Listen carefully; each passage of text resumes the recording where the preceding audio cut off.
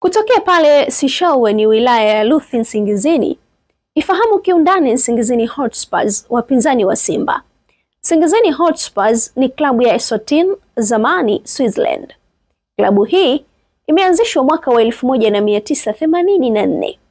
Uwanja wao wa nyumbani ni King Sobonza Memorial Stadium wenye uwezo wa kukaa watu 2000.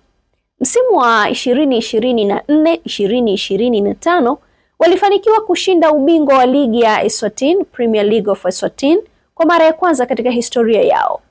Lakini rekodi zao na ubora katika ligi ya ndani Eswatini walikuwa na nyakati nzuri, hasa kwenye uwanja wa nyumbani.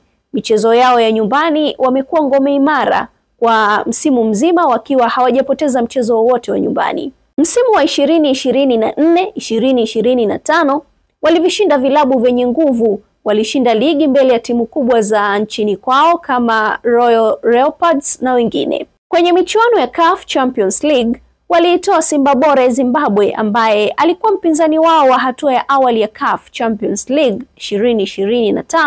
2025-2026.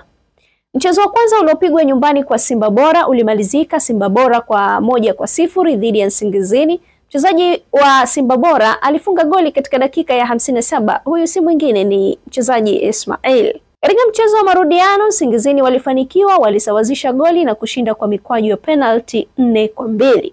Pamoja na ubora wao, bado zipo changamoto na maeneo ya kuimarisha ndani ya klabu hii.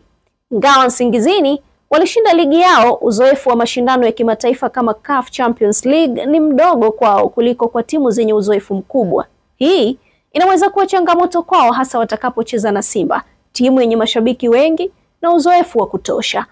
Pia, kutokana na uwanja wake wa nyumbani kwa mechi za CAF unaweza kuwa changamoto kwa kuwa uwanja wao hauna viwango vinavyotakiwa. Dorcas Daniel, Sauti Kuu Sports.